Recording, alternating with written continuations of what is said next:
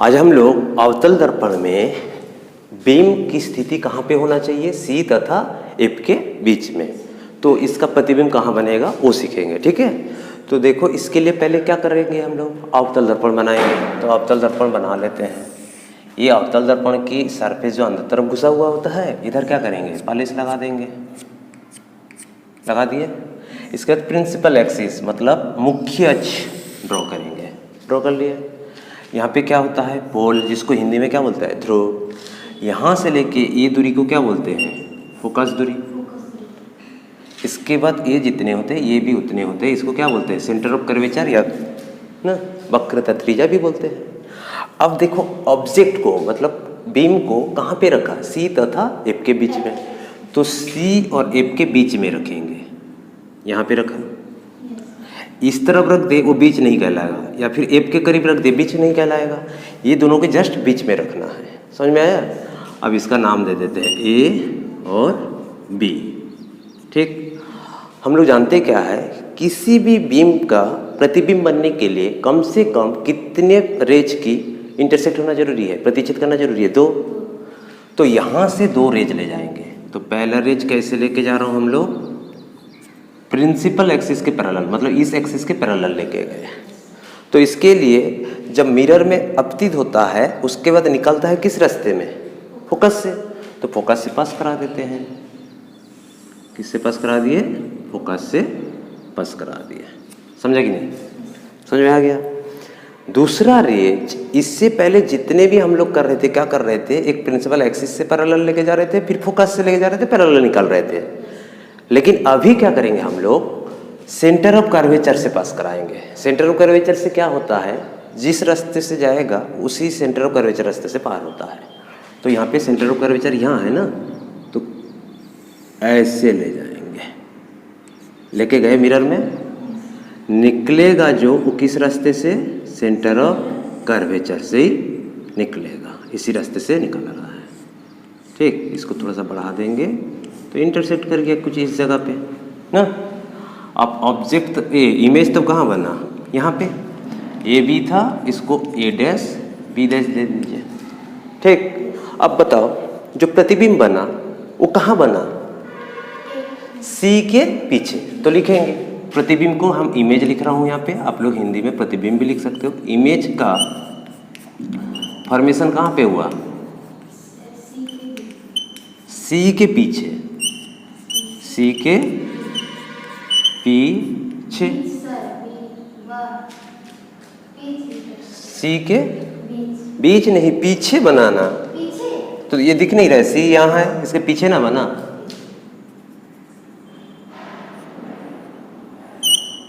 पीछे, समझ में आया कि नहीं।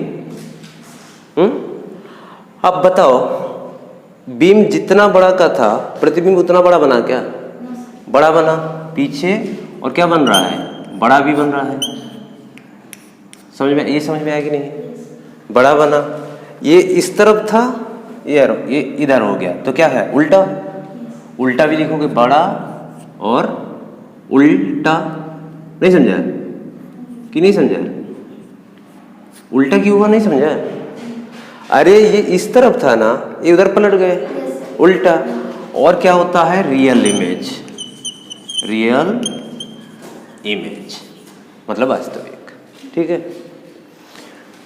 इमेज का फॉर्मेशन कहाँ पे हुआ, सी के पीछे, बड़ा, उल्टा और रियल इमेज, ये तीनों चीज बना। क्लियर हुआ। इसके बाद देखो अवतल दर्पण में बीम की स्थिति कहाँ पे है, एफ पर। तो प्रतिबिंब कहाँ बनेगा, ठीक। तो सर्वप्रथम क्या करेंगे हम लोग, अवतल दर्पण बनाएंगे। अवतल दर्पण बनाने की तरीका क्या है, एक कर्व ड्रॉ किया, वक्र रेखा खींचा, इसकी सरफेस कितनी है, 2, इधर एक इधर एक। तो अवतल दर्पण का सरफेस अंदर तरफ घुसा हुआ आता है, तो इस तरफ हम पॉलिश लगाएंगे। पहले अवतल दर्पण बनाने की विधि समझ में आया। इसके बाद एक मुख्य अक्ष या फिर प्रिंसिपल एक्सिस ड्रॉ करेंगे। ये प्रिंसिपल एक्सिस, यहाँ क्या होता है, पी पोल होता है। यहाँ से ये दूरी क्या होता है, फोकस। फिर ये जितने होते हैं उतना ये भी होते हैं, ये क्या होता है, सेंटर ऑफ कर्वेचर, जिसको हिंदी में बोलते हैं वक्रता त्रिज्या, ये फोकस, ठीक। अब बताओ बीम की स्थिति कहाँ पे है, एफ पर। तो एप में एक ऑब्जेक्ट रखेंगे, एप में रखेंगे इस बार, समझे कि नहीं। इसका नाम दे देते हैं ए और बी। इतना दूर तक समझ में आया कि नहीं सबको? आ गया ना। अब किसी भी ऑब्जेक्ट का इमेज फॉर्मेशन होने के लिए कम से कम कितने रेज का इंटरसेक्ट होना जरूरी है? 2 रेज की। मतलब ये जो बीम का प्रतिबिंब जो बनेगा उसके लिए 2 किरणें की आपस में कट होना जरूरी है, समझे। तो पहला रेज ले जा रहा हूँ प्रिंसिपल एक्सिस के पैरेलल, पैरेलल लेके आए, किस में अपतित हुआ? वो मिरर में। मिरर में अपतित होने के बाद निकल के जाएगा ना, तो निकल के जाएगा फोकस से। किधर से पास हुआ? फोकस से पास हुआ। इधर जा रहा था इसलिए इधर एरो लगाए, इधर आ रहा था इसलिए इस तरफ एरो लगाए, समझ में आया। इसके बाद और एक रेज को लेके जाना है, किधर से? हमको सेंटर ऑफ कर्वेचर से पास कराना है। तो सेंटर ऑफ कर्वेचर थोड़ा सा टेढ़ा हुआ ना, तो यहाँ पे क्या करोगे? ऑब्जेक्ट को हल्का सा बढ़ा लो या फिर सी को थोड़ा सा पीछे कर दो, तब हो जाएगा। चलो अभी इस केस में हम हल्का सा सी को पीछे कर देते हैं क्योंकि हमारा टेढ़ा हो जा रहा है फिगर। तो सी को थोड़ा सा पीछे कर देंगे तो सही हो जाएगा। देखो यहाँ लेके गए, मिरर में गिरा, मिरर में गिरने के बाद किधर से निकलेगा? सी से निकलेगा। ये बी था, सी से निकल गया, निकल गया कि नहीं? ये ऐसे और ये ऐसे चलते जा रहा है कि नहीं? बताओ, दोनों रेंज चलते जा रहा है। ये कहाँ जाएगा? अनंत में जाकर के कहीं लगेगा। ये कहाँ पे लगेगा? अनंत में, अनंत में कहीं बनेगा, समझे। तो अब देखो ये कौन था? बीम। इसकी इमेज कहाँ बन रहा है? अनंत पे। तो ये जितना था उससे बड़ा होगा कि नहीं? यही है, और क्या है? वास्तविक है। तो लिख देना है यहाँ पे, ये प्रतिबिंब कहाँ बन रहा है, मतलब इमेज फॉर्मेशन कहाँ पे हो रहा है?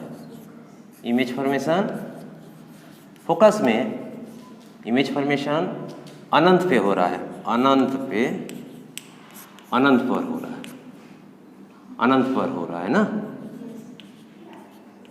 और क्या है? बड़ा साइज हो रहा है, अत्यंत बड़ा हो रहा है, बड़ा। और क्या है? वास्तविक, बड़ा। और रियल इमेज लिख देते हैं आप लोग, हिंदी में वास्तविक लिख दीजिएगा,